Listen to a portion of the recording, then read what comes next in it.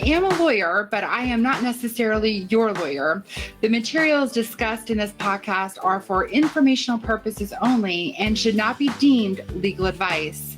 If you have a specific legal question according to your circumstances, then I encourage you to speak with an attorney licensed in your jurisdiction.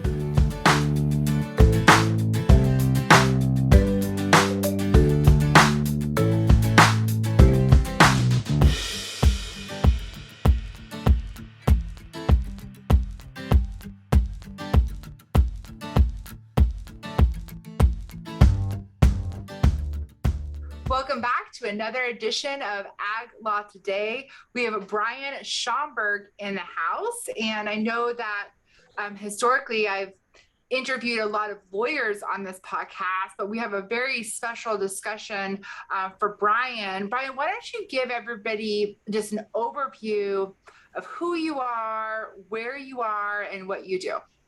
Well, I'm a retired farmer as of 2 seasons ago. And I farmed for a little over 40 plus years, but grew up on a farm, went to Illinois State for my college education, got back to the farm and about when I was about 34, 35, my dad passed away. And so we didn't have a succession plan. And so I've kind of encourage people to think about retirement, think about their plans.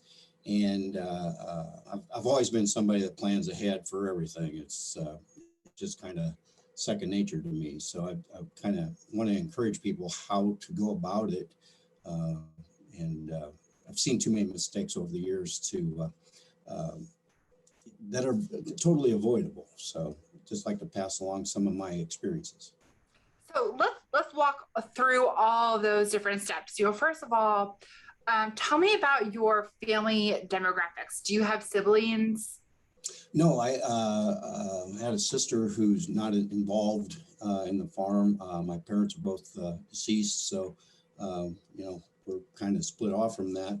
I do have my wife and children. My son was not at all interested in farming. My daughter was not interested in farming, and son-in-law was, well, let's just say they're doing very well on their own and not have to put up with what a pain in the neck farming can be at some point. So you're 34, 35 years old, and your father passes away. And I'm curious, at that point in time, did he have any estate plan set in place? Absolutely. He was 58 when he passed away, but prior to that was always planning ahead to take care of my mother. You look through your family history. His father passed away when he was 16 years old, and only in his 40s he had to take care of his mother. I did it at a later age, making sure we had insurance. We had a will, and it was very specific how to do things. Taxes were a little easier then, but that's the one thing I encourage everybody to do is have at least an idea, have the discussions, but get a will and revisit it every 4 to 5 years, because life changes and your equipment, your land, your desires change, and you don't want to. You don't want to dictate to people how they live their lives from the grave, but you do have to do as you see fit and what's the right thing to do. So a lot of times, people will say things, will have those discussions with your family. So prior to your father's death, talk to us. What were those family discussions about? Like, what would happen to the farm?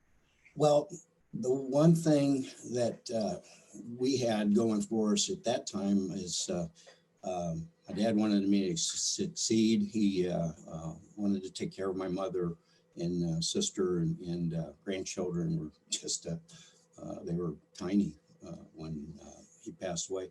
But we had those discussions. You have to be sometimes brutally honest with yourself and realize that maybe some things aren't going to happen like you thought they would, but to be be ready for the eventualities. And I guess that's where the seed was planted for me, to be ready for a succession plan, and making sure my estate and my wife Beth's estate, what we've built over the years, is taken care of. And that includes not our children, our grandchildren, but it also includes charities and things that we believe in. So was there a point where you were almost having like a reality check in your head? Like, do I really want to one day manage this farm? That was just, that's a really interesting question, because I didn't really have time to think about that. It was something I wanted to do. And once you start, they always say farmers live poor, die rich. And it's just, you live your life, and if you enjoy what you're doing, it goes very well. But I think I got kicked into starting a plan early by the way life treats you.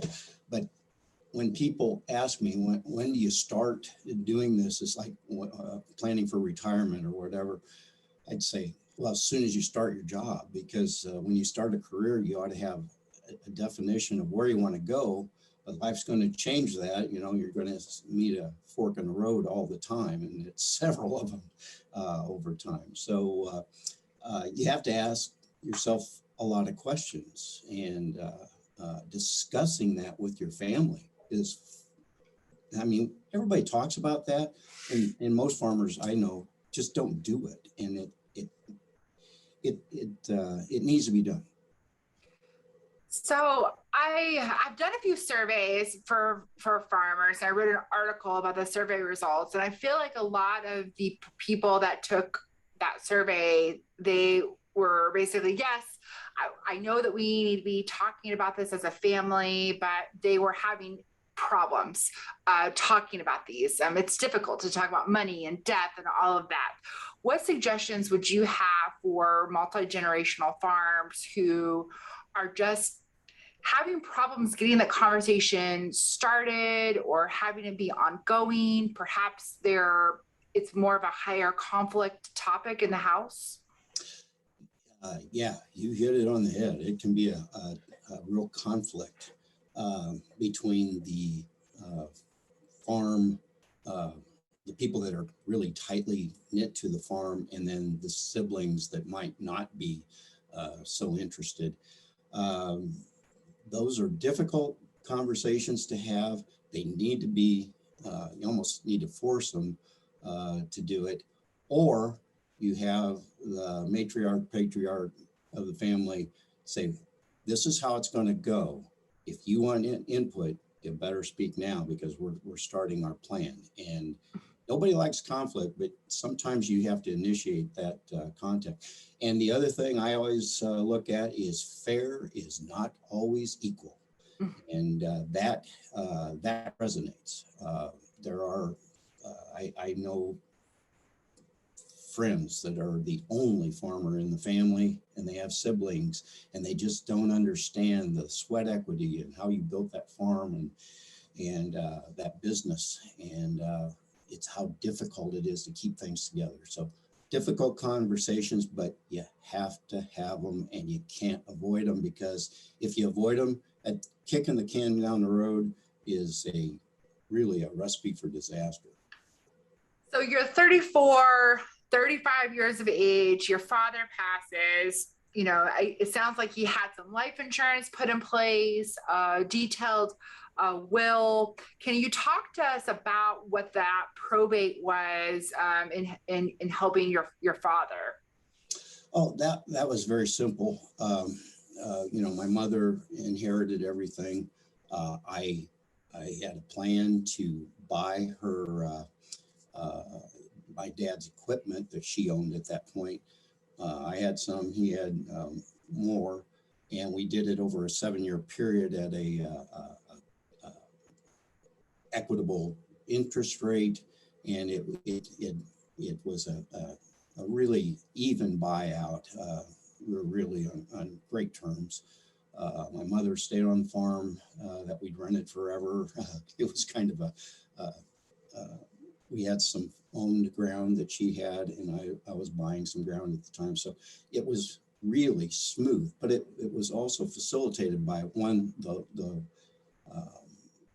state laws, the laws in place she inherited, and then I was able to buy equipment on a real agreeable basis.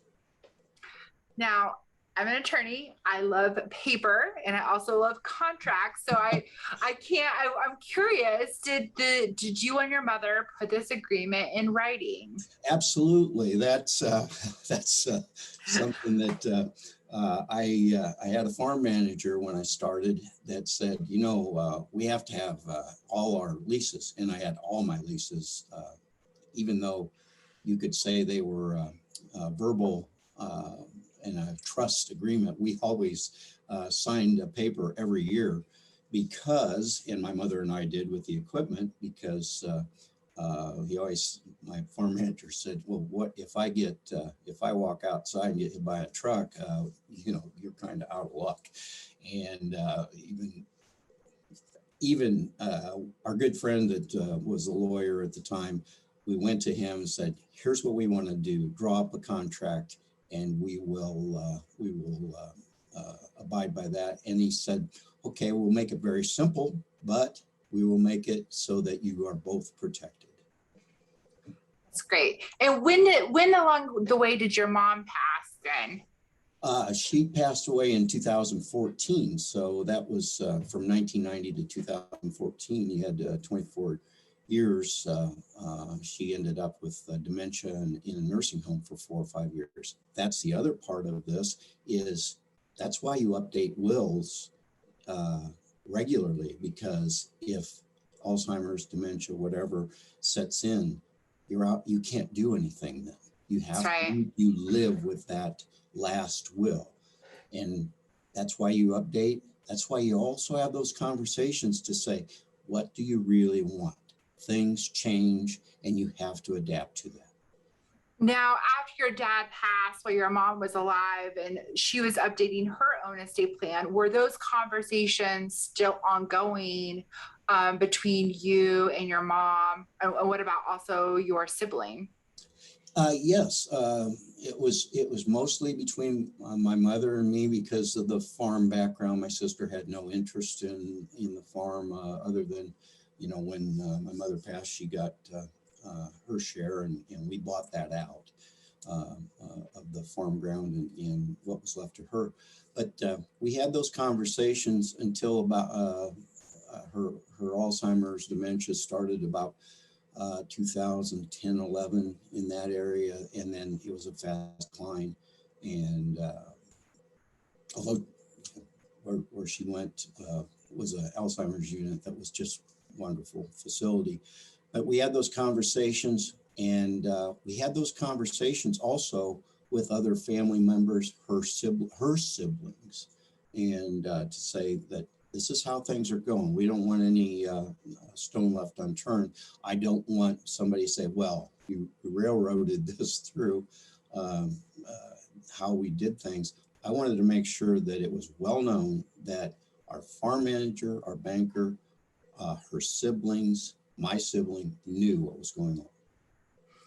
So one of the things when we talk about succession planning with a farm, of course, there's this one area with estate planning with wills, perhaps a trust, the stuff that people come to me to draft. But then there's also the succession of the management of the farm from one generation to the next, which in some ways I feel like is almost more important. And I guess my question for you is, at the age of 34, at age of 35, when you basically had to start taking over and farming, were you groomed at all, or was that institutional knowledge passed down to you? Was there any kind of a training from your father over the course of time?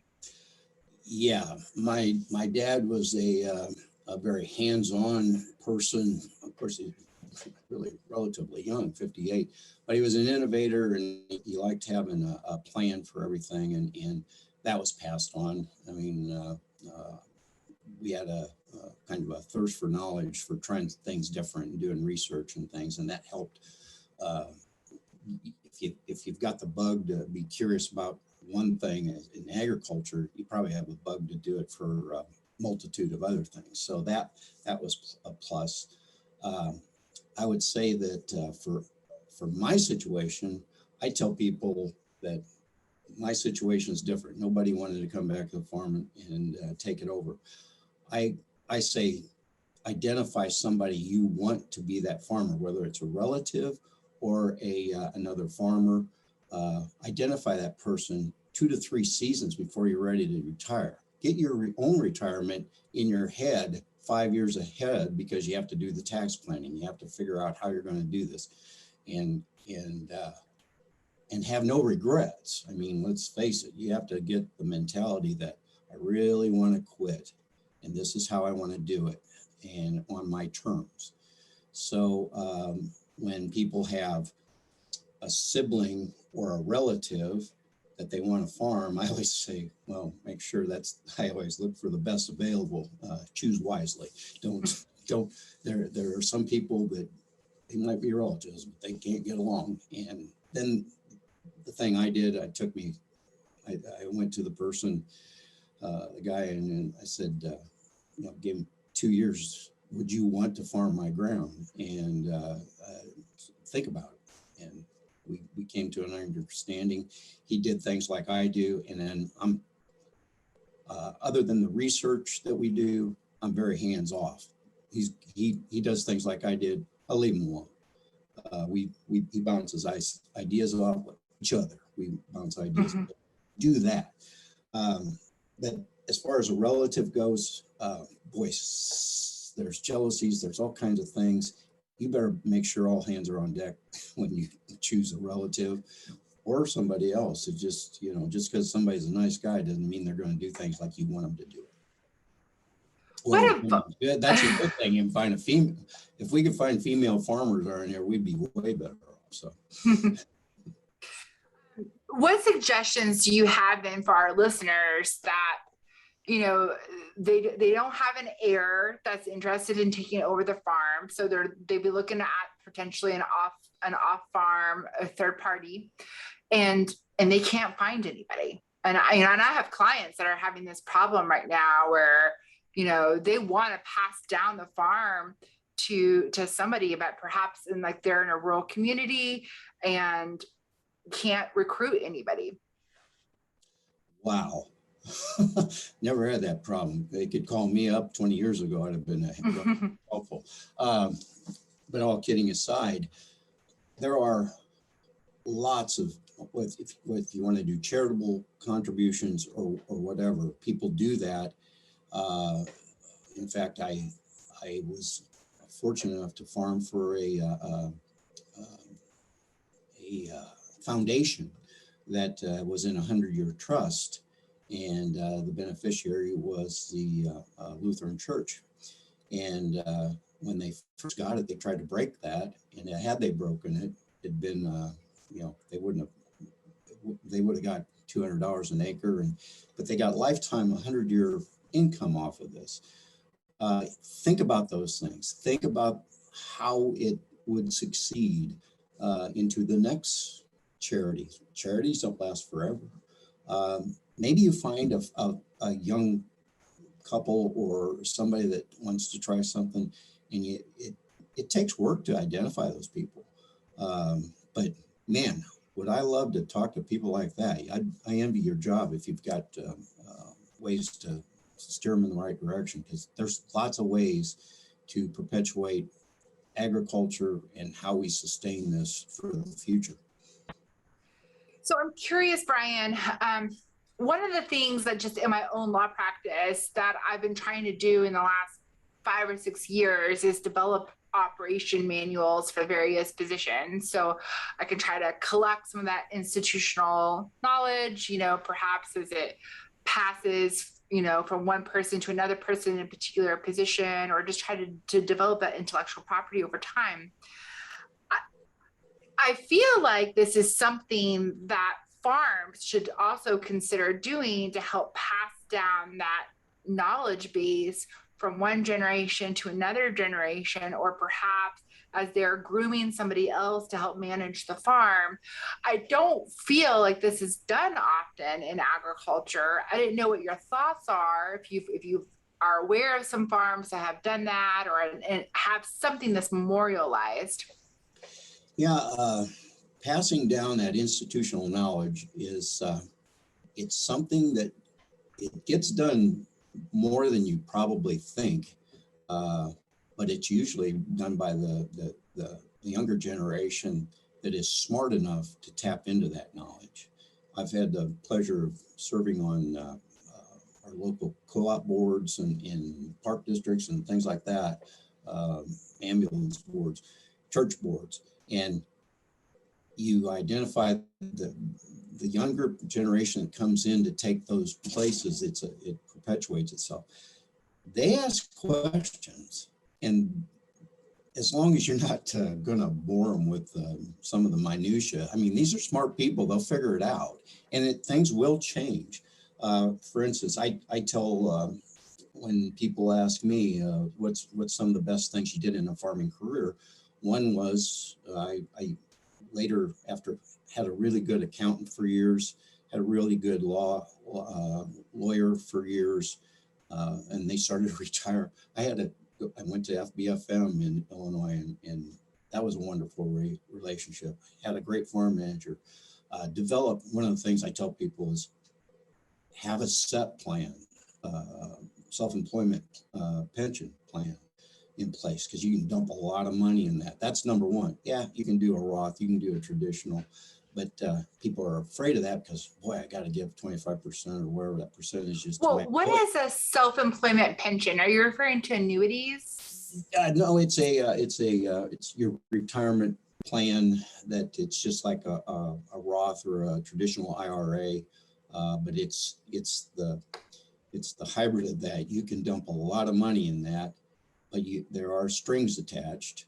You have to give the same amount, not the same amount, but the percentage, same percentage of your employees, their income, their salary. You have to give that much at the end of the year, unless they refuse it, which is ridiculous. But that's a great employee benefit, and you can dump.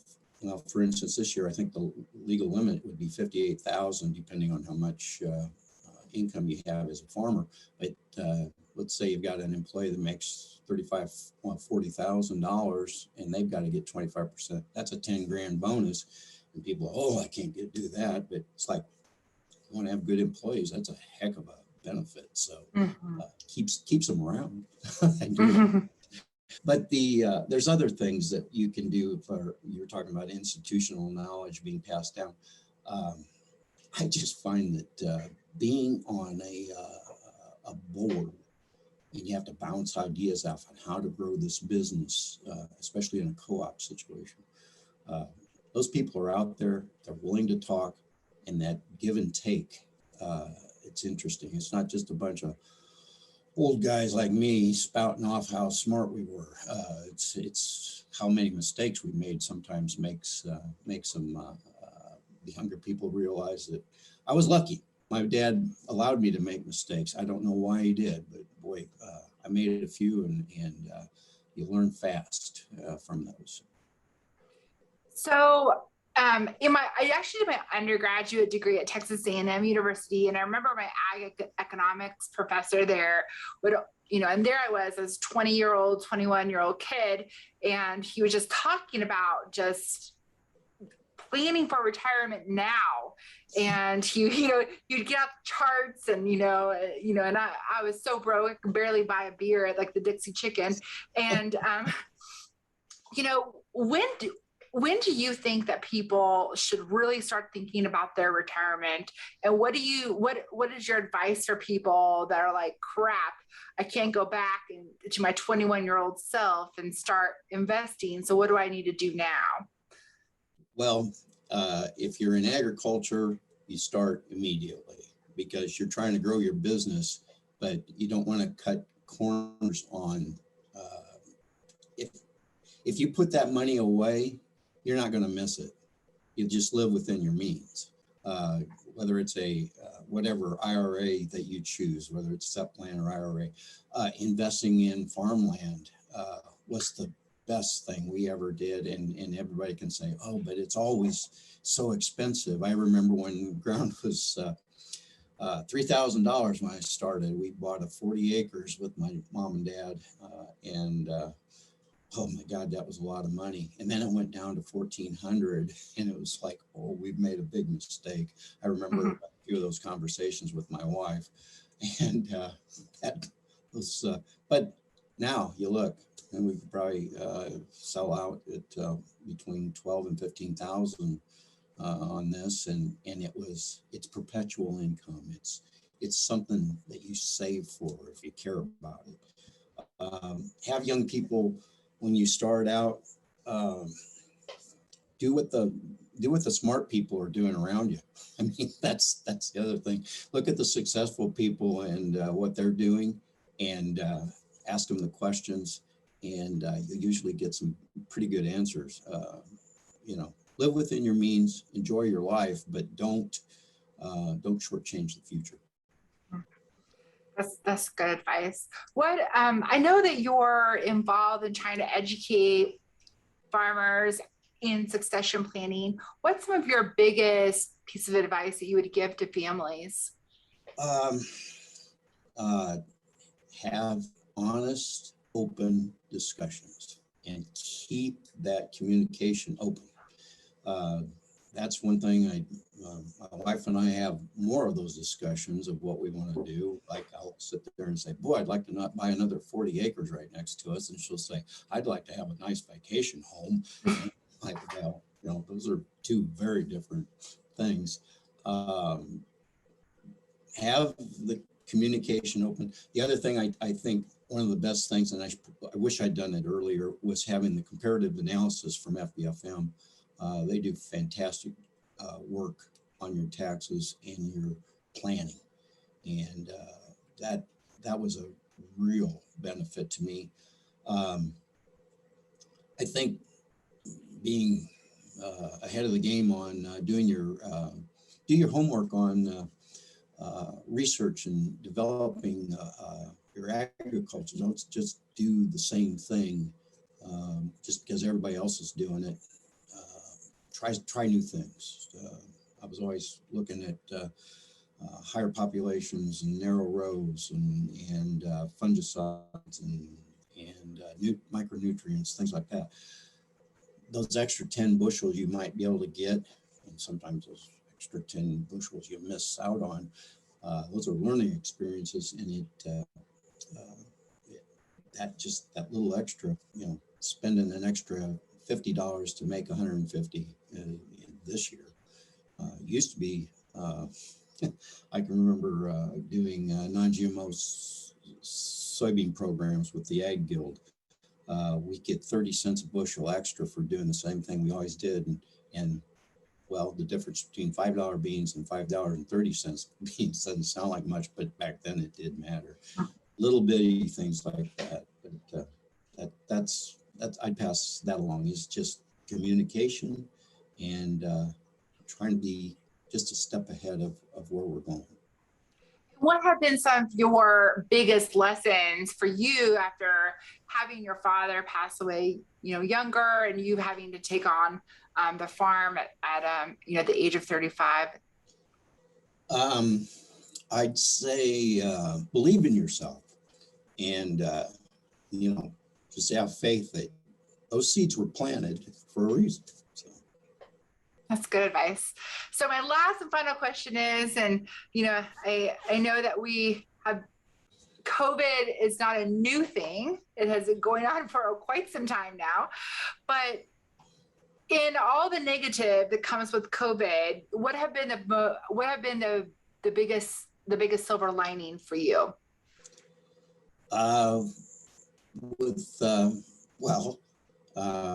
You do follow science. I got really good at Zoom calls. I didn't have a microphone open when it shouldn't have been. There's things like that. I think we got closer to people, and people said, oh, that can't be. We learned how to get together in a safe environment and appreciate your friends a little bit more and develop relationships further away. I tuned into more um, symposiums like your Ag Law Today, things like that. I think we actually had a really great educational experience if you just took advantage of it, and found out a lot of things you didn't like to do. So I did more dishes in the last year and a half than I ever have in my life.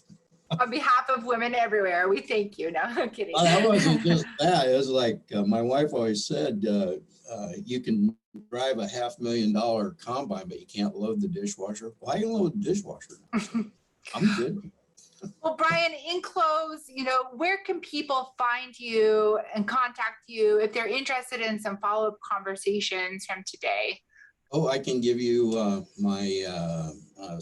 can give you my email address, my cell phone, and that if you want to post it sometime, that's fine.